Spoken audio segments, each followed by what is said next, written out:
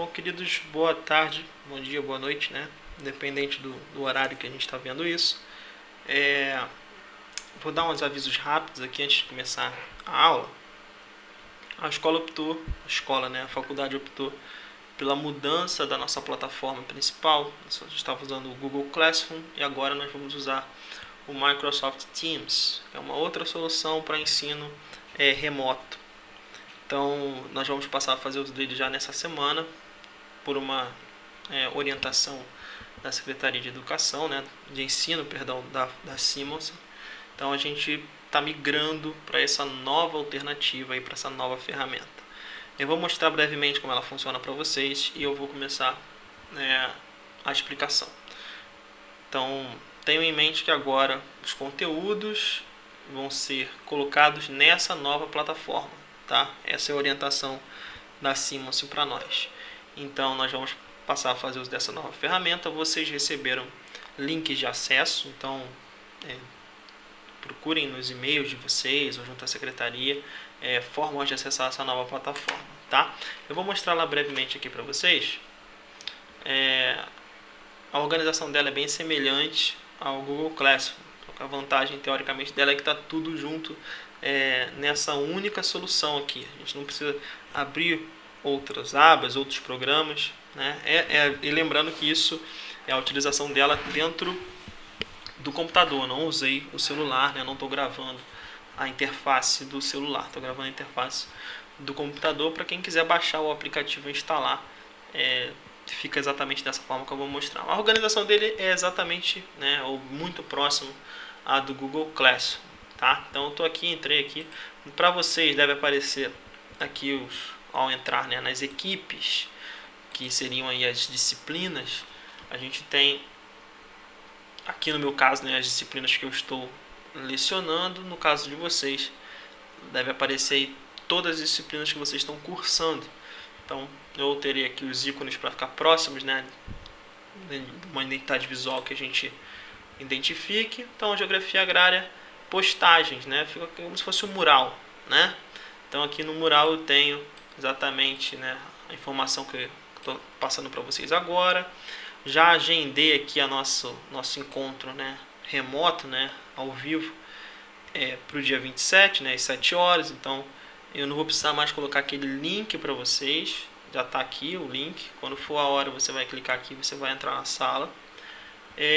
Também tem uma aba aqui em cima de arquivos, por exemplo, como tinha nos materiais, nas atividades. E aqui já tem uma pasta chamada material de aula, Então aqui dentro eu já coloquei inclusive a apresentação que eu vou usar agora para vocês, tá?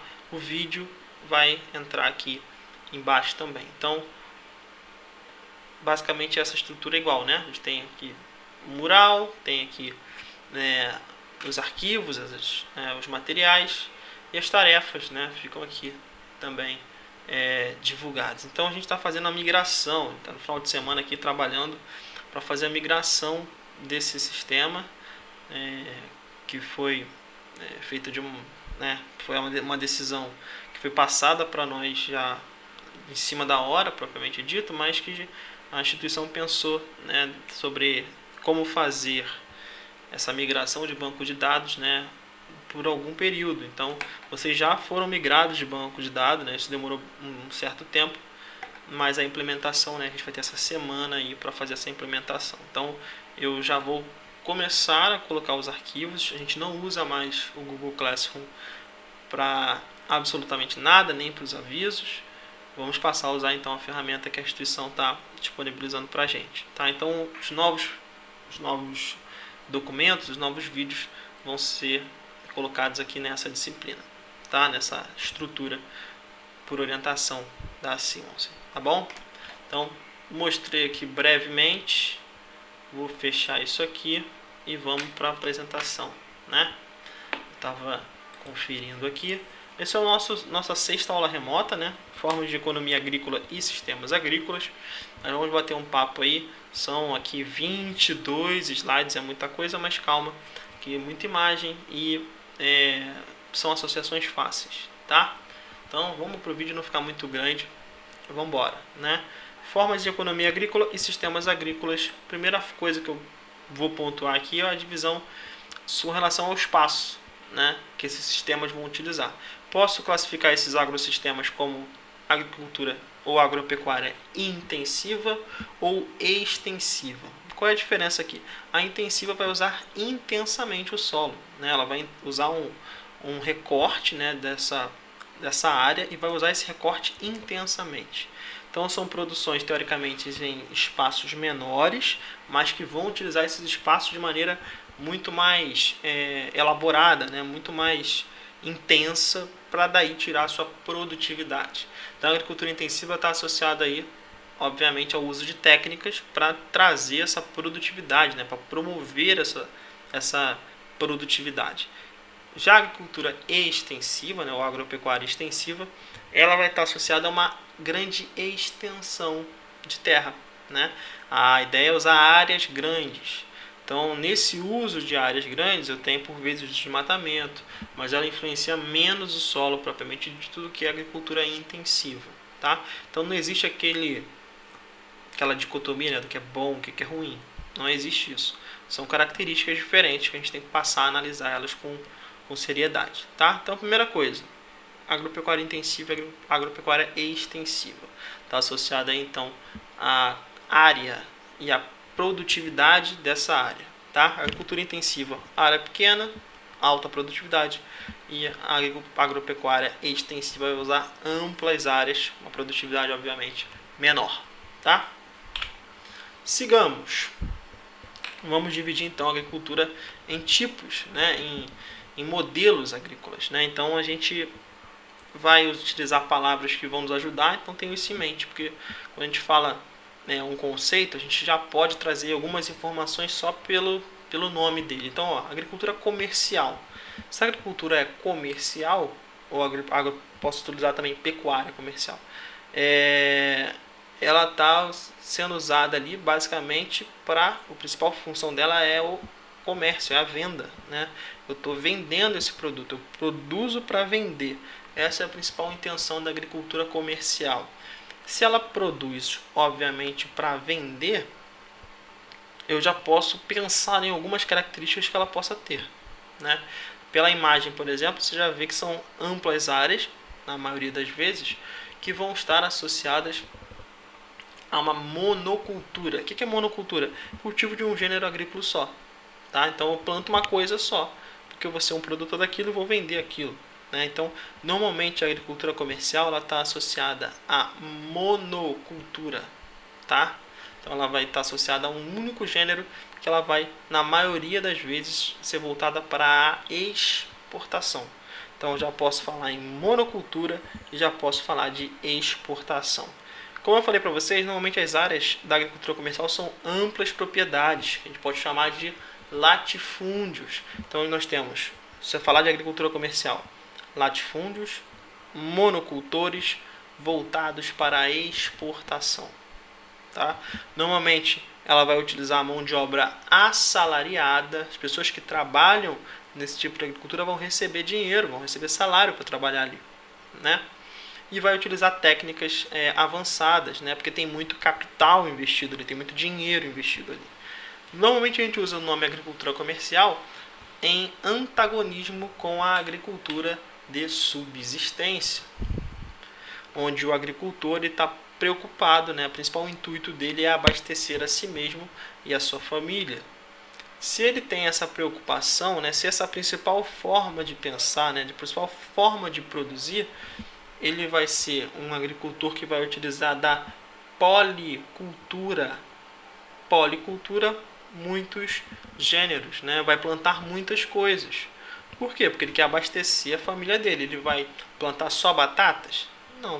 Vai plantar batata, cenoura, mandioca. Ou seja, ele vai plantar múltiplos gêneros, né? Então, policultura, tá? Normalmente são propriedades pequenas, né, em comparação com os grandes latifúndios. Então, são pequenas propriedades policultoras. Na grande maioria das vezes, né, esse agricultor, ele vai chamar ali familiares para trabalhar com ele. Então ele não vai pagar, a mão de obra não vai ser assalariada, né? A mão de obra está trabalhando ali e a remuneração dela vai ser né, abastecimento próprio alimentício, né, ela vai se alimentar. Pode acontecer de sobrar algum excedente nessa produção. E aí é comum que esse agricultor ele venda ou ele troque isso com outros produtores de subsistência ou venda isso de alguma forma. Isso não torna a agricultura dele comercial. O principal intuito da agricultura dele é o abastecimento próprio, tá? Então, temos aí antagonismos claros, né? O nível técnico, que é muito diferente entre uma propriedade e outra, a remuneração, né? As formas de trabalho são muito diferentes numa propriedade e na outra, o tamanho das propriedades, a quantidade de gêneros agrícolas que estão sendo praticados, né? A intenção é diferente, ou seja, completamente antagônicos, né? Agricultura comercial e agricultura de subsistência, tá? A agricultura especulativa, ela está associada a uma especulação de mercado, né? Você planta um gênero rápido de ser colhido e é aquilo que a demanda externa está apresentando. É muito comum aqui no Brasil a gente associar o eucalipto, por exemplo, essa imagem é uma plantação de eucaliptos. O eucalipto é uma planta que cresce muito rápido, né? Então ele vai crescer rápido e a ideia desses produtores, nesse caso da produção de eucalipto, é a venda da madeira. Então, é silvicultura, né? Essa é a prática, né? Esse é o nome quando você planta para extração de madeira, é silvicultura. Mas é uma agricultura especulativa porque ela está associada, sobretudo, a uma tendência de mercado, né?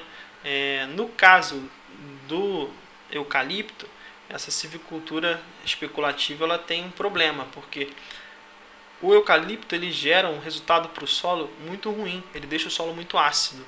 Então, basicamente, você não consegue plantar outra coisa a não ser eucalipto. Então, passado esse período, né, se acontecer do agricultor querer plantar outra coisa, outro gênero ali, após a extração dos eucaliptos, ele vai ter que gastar um bom recurso para corrigir esse solo, tá? Então, normalmente está associado a plantas de gênero de ciclo de vida rápido, né? Para que elas sejam rapidamente cheguem à produtividade que é necessária para elas serem utilizadas, tá? Então, especulativa está pensando numa questão de mercado, tá? A agricultura socialista. Aqui a gente está abordando esse tipo de agricultura porque ela vai sofrer um processo de coletivização durante, né, a União das Repúblicas Socialistas Soviéticas e vai ter um pouco aqui de história também, né? Então, fica atento aí na hora de encadear isso na sua cabeça, né? Esse modelo de agricultura, teoricamente, ele só é praticado em países socialistas, né? A gente tem pouca informação da Coreia do Norte, mas teoricamente esse é um modelo que funcionaria lá, tá? Qual é a ideia da agricultura socialista? É haver uma coletivização, né, da propriedade da terra. Então, o Lenin vai botar em prática essa modalidade e vai, a partir dessa implementação, dessa coletivização, vai dar um passo grande aí na reforma, na Revolução Russa, né, na reforma socialista. Ele vai dar passos grandes aí para resolver um problema de antagonismo dentro do sistema soviético, né? Então, a ideia é trazer esses produtores, né, esses pequenos produtores, inseri-los dentro da economia, né, da macroeconomia do país. Como é que o Lenin vai fazer isso? Ele vai tomar uma medida que vai ser bastante importante, que vai ser basicamente tirar a elite do campesinado, né? Ele vai apropriar-se das terras da elite do campesinado num primeiro momento, o que vai gerar aí vai terminar, na verdade, com uma discrepância muito grande dentro do sistema, porque normalmente quando a gente fala do sistema socialista, né, a gente pensa numa coletivização do ramo industrial, né? As propriedades privadas vão ser, né, estatais, né? Então você vai ter companhias, indústrias dentro do ponto de vista coletivo, mas poucas vezes a gente se refere ao campo nesse processo, né? O campo também vai passar por um processo de transformação, de coletivização. Ao fazer isso, o Lenin vai pegar o ramo praticamente o mais atrasado possível da União Soviética e vai colocar esse ramo todo na mão do Estado.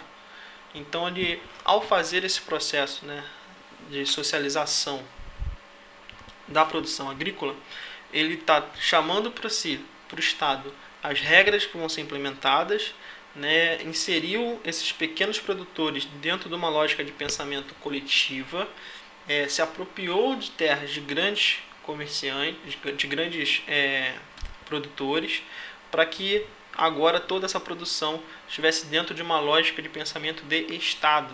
Então você conseguia agora, a partir desse movimento, planejar, né, esses setores de maneira a atender as demandas do Estado, né? Então você excluiu essa diferença de classes que existia até mesmo dentro do campesinado, que é uma parcela importante, né?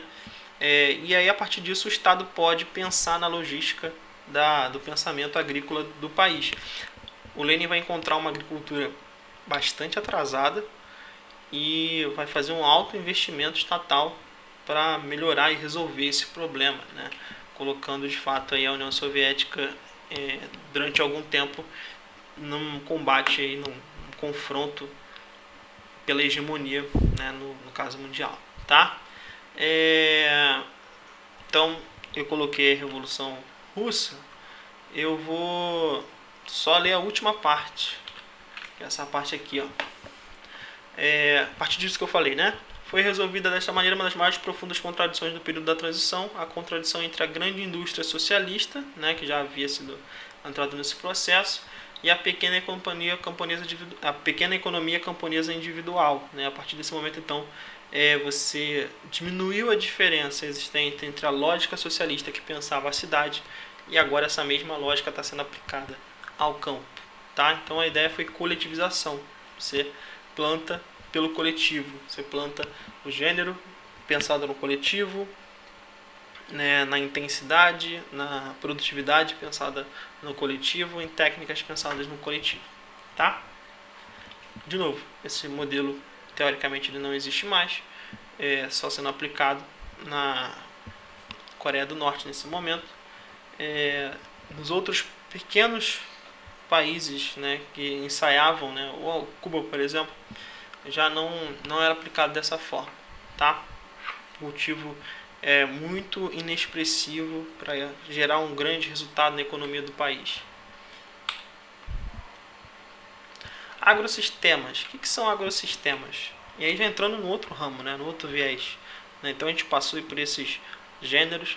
Em específico, que você precisa entender a lógica do comercial e do subsistência, que são amplamente antagônicas e que ainda aparecem na nossa realidade, né?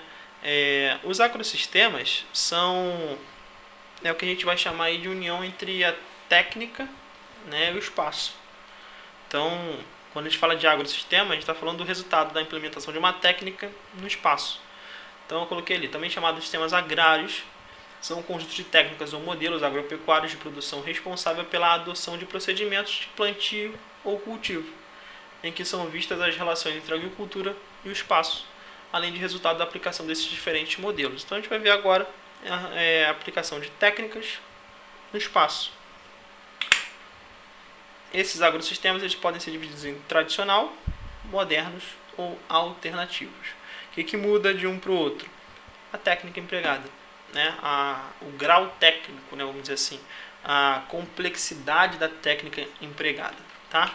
Então, os agrossistemas tradicionais são aqueles associados a técnicas mais simples, a força, né, e atração animal, ou o uso de equipamentos, né, de ferramentas mais simples, sem relação entre uma ferramenta e outra, do ponto de vista da troca de informação, ou até mesmo do próprio funcionamento, né?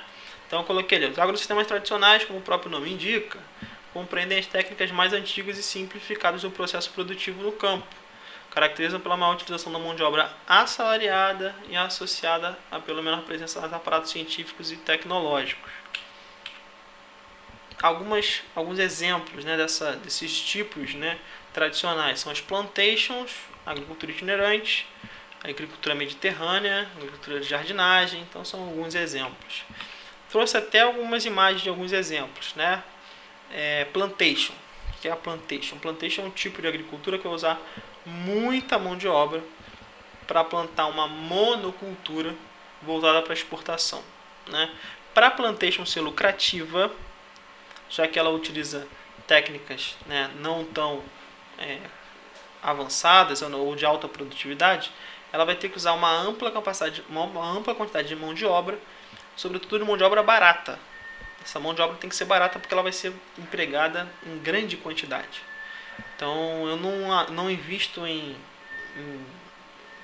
mecanização, eu não invisto, né, em novas técnicas de cultivo, eu vou investir em mão de obra. É a mão de obra que vai gerar minha produtividade. Mas para isso acontecer, eu tenho que pagar pouco essa produtividade. No Brasil, durante muito tempo, as plantations funcionaram com mão de obra escrava, que é a mão de obra mais barata do que essa, né? Simplesmente ela não existe. Então isso gerou uma alta lucratividade, né? Eu prego grande quantidade de mão de obra, não faço remuneração por ela ou remunero muito pouco. Isso vai gerar uma alta lucratividade. Alguns países ainda possuem plantations.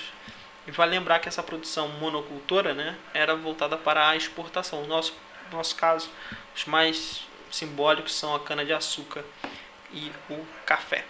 Tá? A agricultura itinerante, novamente, o nome já está dizendo, né? É itinerante, ela vai se mudando, ela vai se modificando. Então ela vai avançando no espaço. A ideia aqui é fazer com que o cultivo esteja sempre na sua maior produtividade. Então, como quando eu cultivo, eu retiro nutrientes do solo, vai chegar um determinado momento que se eu cultivar, eu não vou conseguir mais a mesma produtividade, porque esse solo vai estar fraco em nutrientes, vai estar escasso em nutrientes. Quais são as soluções para isso? Corrigir o solo, implementar a rotação de culturas, tudo isso poderia ser feito. Porém, a agricultura itinerante, ela simplesmente abandona essa área e vai utilizar uma nova área onde ela vai ter uma maior produtividade. Então, eu não corrijo o solo, eu não estou preocupado com o desgaste dele, eu simplesmente vou utilizá-lo até o momento em que eu acho que a produtividade dele, para mim, não serve mais. E a partir disso, eu migro para uma área adjacente, onde a produtividade vai ser alta. Isso é muito comum em locais onde a fiscalização é muito difícil, onde a fiscalização é difícil e o produtor tem amplas extensões de terra, e aí ele vai aumentando sistematicamente a sua produção, né, a sua escala de atuação, sem que haja uma fiscalização para que freie isso. Essa agricultura itinerante, ela está muito associada a um problema no Brasil, que ele é chamado de expansão da fronteira agrícola. A expansão da fronteira agrícola, um dos problemas associados a ela é essa agricultura itinerante lá no centro-oeste, que pega cada vez áreas maiores, áreas de floresta amazônica. Esse processo de desmatamento, né, para o cultivo nessa nova área, vai utilizar muitas vezes a queimada como um processo, e a queimada ela vai ter, entre aspas, a vantagem de colocar nutrientes no solo muito rapidamente, porque ela vai queimar toda uma cobertura vegetal, essa matéria orgânica ela vai ficar facilmente na superfície e vai ser absorvida pelo solo. Então, a prática da queimada, né, como eu coloquei aqui no exemplo, ela pode parecer uma técnica primitiva nesse sentido, mas ela é amplamente eficiente para a agricultura itinerante, porque ela vai deixar o solo fértil. Então, a ideia com o passar do tempo é que haja aí um processo migratório, daí o nome agricultura itinerante. Tá? Terraceamento ou jardinagem. Isso aqui é um tipo de agricultura do leste asiático, local onde, devido sobretudo à quantidade de população hoje, né, você precisa produzir muito para abastecer toda essa gente, e a associação entre clima e relevo vai encontrar essa dificuldade no relevo, né? Algumas produções vão ter que ser feitas em espaços curtos. Então, a agricultura de jardinagem, ela consiste em eu criar terraços, né? O que são os terraços? São áreas, são essas áreas que estão aqui, né? Isso aqui a gente chama de terraços. Essa estrutura ela é interessante porque ela aproveita áreas de relevo acidentado, e cada degrau desse, que a gente chama, né, cada nível desse, protege o nível inferior. Ou seja, caiu uma quantidade enorme de chuva, né, essa água vai cair na parte de cima, e a partir do momento em que esse nível esteja saturado, ela vai cair. Só que ao cair, ela vai encontrar rapidamente um nível inferior, onde essa queda vai parar. E aí essa área também vai ficar saturada até o momento em que ela extrapole, e aí a água vai cair novamente. Ao cair, ela vai encontrar um outro degrau. Ou seja, o degrau de cima tem a função de proteger o degrau de baixo. Eu não tenho uma curva intensa, né? Eu não promovo um escoamento superficial intenso. Por quê? Porque eu sempre estou parando esse escoamento, né, no degrau de baixo. Então o degrau de cima protege o degrau de baixo, tá? E um tipo de agricultura que não vai utilizar maquinário devido à dificuldade de acesso, mas vai utilizar também muita mão de obra. É muito comum no leste asiático, na China, no Japão, já utilizaram muito da técnica de terraceamento, tá? Tá acabando. A gente já falou dos tradicionais, vamos falar dos modernos, né? O que o moderno vai fazer? Vai aplicar técnicas mais modernas, maquinário, e a partir disso então vai ganhar alta produtividade. Essa alta produtividade vai, depois da Revolução Verde, estar associada não só a uma mecanização ou um uso de mão de obra mais eficiente, mas técnicas de fato associadas à produção. Umas das são os transgênicos, fertilizantes, defensivos, insumos químicos para corrigir o solo. Ou seja, eu vou aplicar aí técnicas de correção, né, técnicas mais avançadas para reter, para garantir uma maior produtividade, tá? Então, agrossistemas modernos é tranquilo, né? Só botei aqui 2 slides. E para terminar, temos os alternativos. Os alternativos vão estar associados aí, sobretudo, uma questão ambiental, pedagógica, né, de fato, né? É produzir sem promover grandes impactos ao meio ambiente.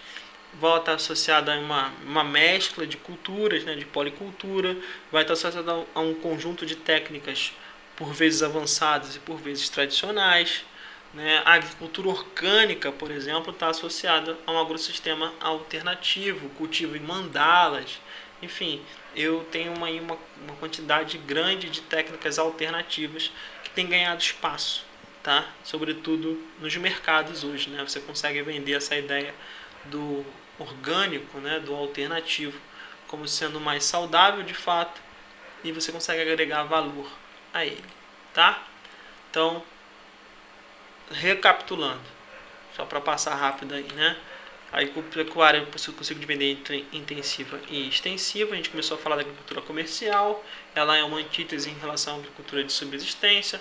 Falamos da agricultura especulativa, que é aquela que está sobretudo preocupada com as demandas de mercado e vai ter cultivos rápidos, sobretudo para venda. A agricultura socialista, que promoveu uma socialização do meio produtivo rural na União Soviética e por causa disso garantiu aí uma forma de pensar estatal sobre o setor. Falamos dos agrossistemas, que é uma relação entre técnicas e o espaço. Dividimos esses agrossistemas em tradicional, modernos e alternativos. Dos agrossistemas tradicionais, eita, tô gaguejando já. Dos agrossistemas tradicionais, nós temos aí os exemplos, né, que eu usei das plantations, da agricultura itinerante, na jardinagem. Nos agrossistemas modernos eu tenho uma ampla implementação técnica e uma produtividade mais alta, também associada ao uso não só de maquinário, mas de modificadores genéticos, né, da Revolução Verde e afins. E atualmente a gente está tendo uma expressividade dos agrossistemas alternativos, que vão ser aqueles que vão promover aí um pensamento do desenvolvimento sustentável para a agricultura e pecuária, tá? Bom, gente, para o vídeo não ficar grande, já ficou aí com 29 minutos, vou parar ele aqui agora. Então, até quarta-feira, tá? A gente tira as dúvidas de vocês. Assistam o vídeo de novo, se for necessário, assistam 2 vezes, façam suas anotações, tá? Importante. porque esse assunto é um assunto que já adianto aí, um assunto de prova, tá? Um abraço para vocês e vou gravar já a aula aqui para subir para vocês a outra aula de recursos hídricos, tá bom? Um abraço.